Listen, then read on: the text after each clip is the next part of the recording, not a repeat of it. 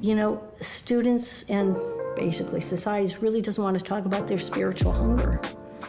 But they sense that something's not right, and they can come here and they begin to acknowledge that it's a spiritual hunger that they have. So while we're feeding them, that gives us the vessel to say, and this is how we talk about spiritual hunger, is by once they're able, and I learned this when I was doing mission in Haiti, is like it's hard to talk to people about eternity when they're starting today, because all they can think about is today, and they can't think about the long term. How am I being a better person, or what's going to happen when I die? My name is Jean Rose Smith. I'm a deaconess in the United Methodist Church, and I'm currently the executive director of the Wesley Foundation serving UCLA, more commonly known as the 580 Cafe. And so this is a place that we have grown in the last 13 years into beloved community, into a spiritual collective where our students who come from underserved, underrepresented communities find a place to call home, a place they want to come to hang out, to have discussions, and to just have fun. So one of the primary focus that we have here is to build beloved community, to not just be a food kitchen or a free handout, but to really develop the community. And that comes out of the idea of Jesus shared food with everyone, brought people together around tables from multiple traditions, languages, cultures, and identities. And to how to do that together with students so that it would be truly offering Christ in a way that respected who they were and where they were from. And so beloved community became the center point of, if we do that, then what are the needs that we're seeing? Right, so my name is David Facio. I grew up here in Los Angeles in a small town called Gardena in the South Bay, and I'm at UCLA studying environmental science with a minor in conservation biology. The moment I walked in here, I expected conservative church folk because I saw that it was held at a church, but it was the most inviting space I've ever been to near UCLA. So I started at UCLA in January of 2009, and when I came, there was really not much going on in terms of the campus ministry. There was maybe one or two students who were tangentially engaged and interested.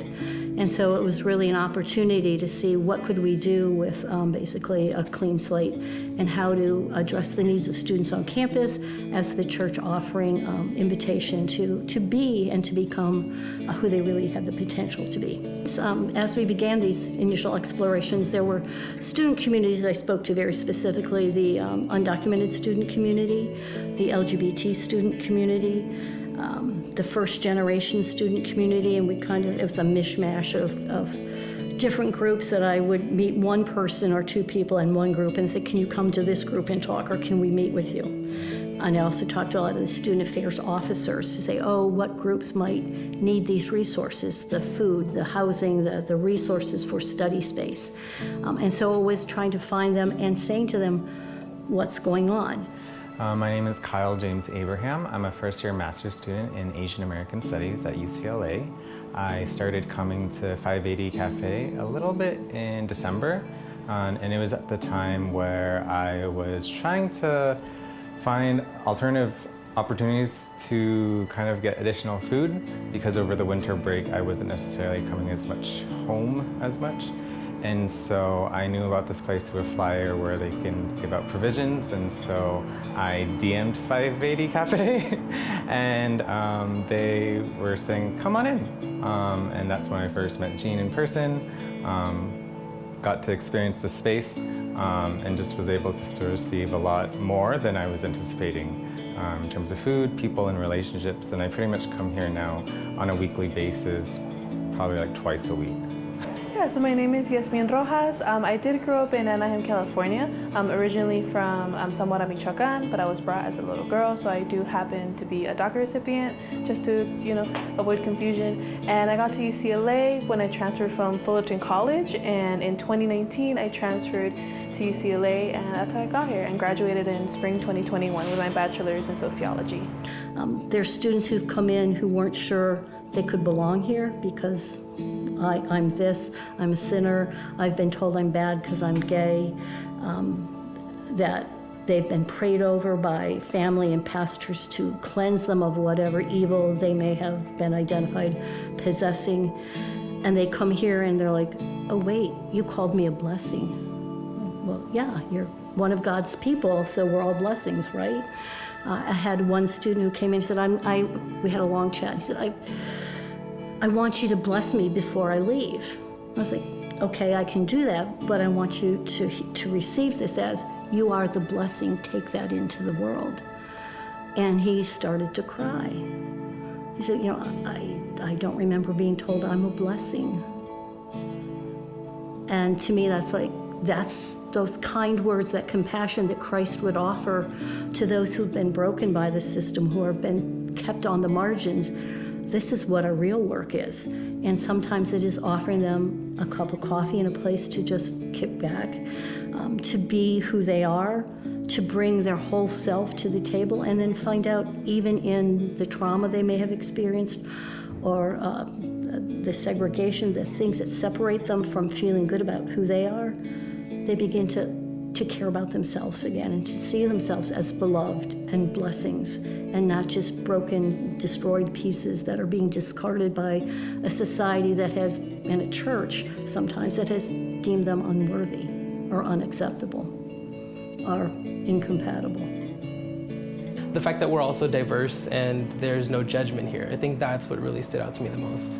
Like, I felt very much ostracized by other faith-driven communities, but this one, even though I was raised Catholic and this isn't what, like, the denomination that I grew up in, I still felt welcomed, even more so than where I grew up. It's really interesting to think about, how do we build beloved community?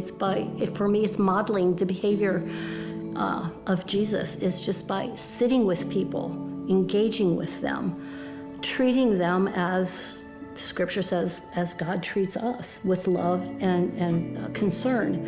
And so offering Christ in that way as, I see you, I affirm you, I acknowledge you are part of the human family and condition.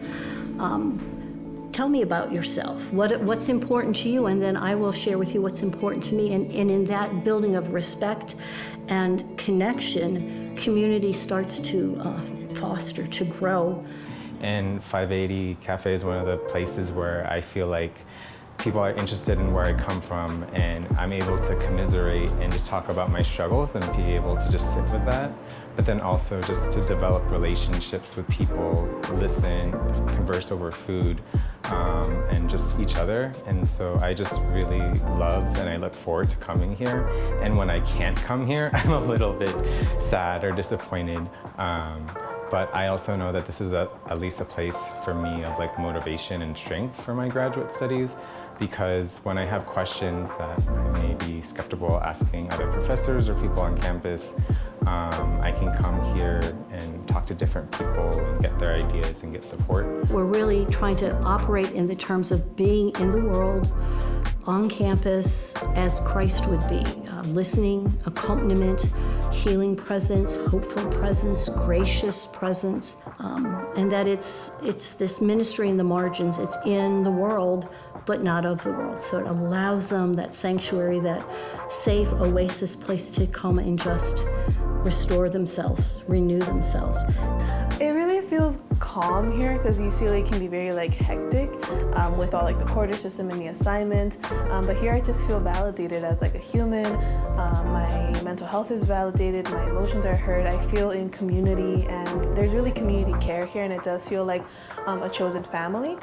So beloved community really is to accept people as God has created them, and then help them grow into their fullness of their abilities and talents.